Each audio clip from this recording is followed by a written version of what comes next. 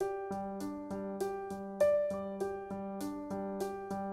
helmeted honeyeater, which used to have an extended range from Watts River north of Healesville down to Bass River in Western Port, has become extremely restricted in this range as its habitat has been taken for horticulture and agriculture.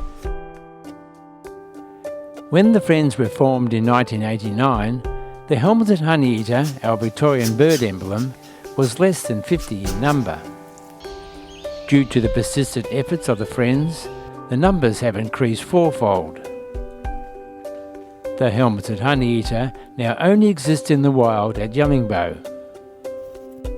Only 10% of the diminished Yellingbo Conservation Reserve is prime habitat for the helmeted honeyeater. A large part of the work of the Friends has been to increase the quality of this habitat. This is being done in particular by planting days, which has involved school groups, community groups, business groups and the like. More than 3 million trees, shrubs, grasses and sedges have been planted to try to restore this habitat for the critically endangered colony, as well as for other plants and animals that call the Yellingbo Conservation Reserve home. These include the lowland variety of the leadbeater's possum and the growling grass frog. To keep up the supply of plants needed for the reserve, a nursery has been established which involves many of the volunteers. The nursery also supplies plants to other parks and reserves, as well as selling direct to the public. But before the nursery can operate, seeds need to be collected. This involves excursions into the reserve at the time of the year when the various seeds are ready for collecting. Richard has been doing this for years and knows the right time and place. What we're working on today is Coprosma, and the reason we're collecting this, it's a very good habitat tree for the birds. It produces berries which the birds eat, and more importantly it's a very good nesting habitat, so it provides cover for the birds and they can raise their young in there. This one is one of the grasses that grow in this area. It's called Poa ensiformis. Being a tussock grass, this provides habitat for a large number of animals such as mammals and lizards and all sorts of small fry invertebrates, which in turn are prey species for other animals higher up the food chain. Once the seeds have been collected, they need to be sorted. This job is expertly carried out by another Richard. It's a job that has to be done in the first place, and I'm quite happy working on my own.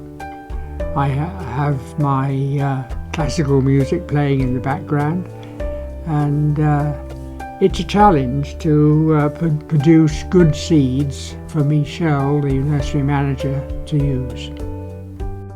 The seeds then end up in the nursery where the young plants sprout under the watchful eye of nursery manager Michelle. The plants in this igloo have been pricked out into individual pots, and they'll stay in here for a couple of months until they've established really good roots, and then they'll be taken outside. Inside the igloo it's much warmer than outside, so the little plants get a chance to establish before going out into the big wide world. We're trying to replace all components of the ecosystem, so grasses are one of those important parts of the ecosystem. They provide nesting material, they provide homes for other smaller animals and insects, and a food source. There is always plenty of work to be done by the volunteers, pricking out and sorting seedlings, as well as working outdoors amongst the plants. I enjoy coming here because there are a lovely lot of people, and also you can see something being done for the environment. I think a lot of people sit back and think other people will do it. I actually hands-on doing it. And morning tea is lovely too.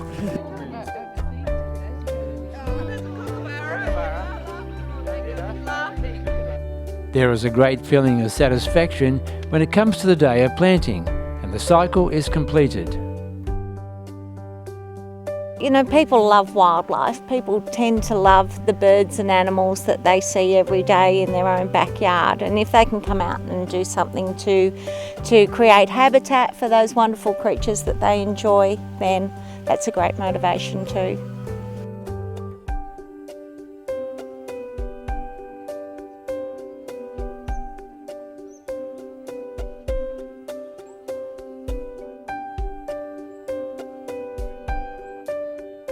Well, we come for coffee, cake, we have a chat.